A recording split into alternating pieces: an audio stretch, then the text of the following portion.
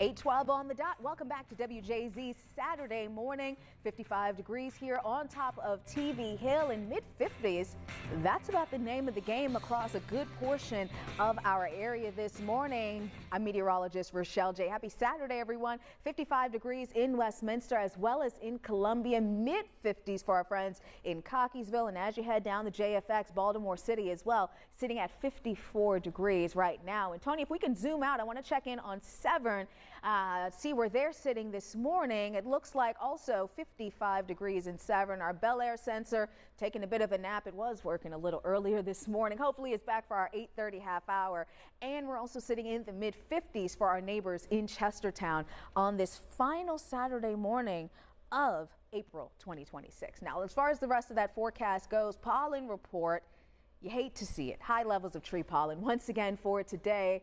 Weeds and mold are also on the low side. Grass is, however, running moderate at last check. Now, if you're heading to the O's game, reminder that it has been moved to an earlier game this afternoon to try and miss that risk for rain that does start to develop during the afternoon going into the evening. Temperatures right around that 60-degree mark with more cloud cover than sunshine overhead. Now, as far as the radar goes, yes, we have the cloud cover, but we don't have the rain out there right now. Eventually, that does develop a little bit later on today. Now, looking at Futurecast, starting it off at 2 o'clock this afternoon, you do see those showers for some of our western zones, western Frederick County, as well as parts of Washington County, along with a little bit of some heavier rain that tries to mix in. But generally, the rain that we see today looks to be on the lighter side versus the heavier side, but some heavier rain could mix in as well, maybe a rumble of thunder. You'll notice, though, we keep rain as we go through not just the afternoon and evening, but the overnight hours, and eventually on Sunday morning, we do start to see that rain tapering off and drying out, but that cloud cover in many cases stays around as it looks right now. But on the breezy side for today as well, with wind gusts 20 to 25 miles an hour possible.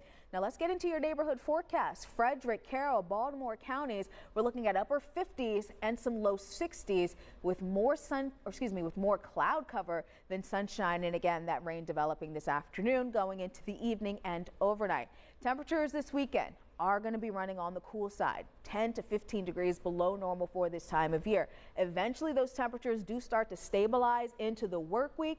We'll have another look at the 7-day forecast, Janae, coming up in just a few minutes. Welcome back, everyone. Quickly, I want to give a shout out to the Morgan State University School of Global Journalism and Communication for inviting me out. Went to talk to some of those students yesterday about my career. They had a lot of great questions. So thank you to Professor Milton Kent for inviting me out to talk to his students yesterday. It was definitely a great time on campus there. So as far as today and tomorrow goes, temperatures are going to be below normal by a factor of 10 to 15 degrees during the afternoon. We'll have showers that develop this afternoon and this evening. So for most of us, the next few hours are actually looking really great. A lot of events happening this morning across the board, and I think they'll go off without a hitch. Now for the afternoon, however, we will eventually start to see some of those showers developing. Some heavier rain could mix in, but right now it looks like generally light rain for the afternoon, evening, and overnight.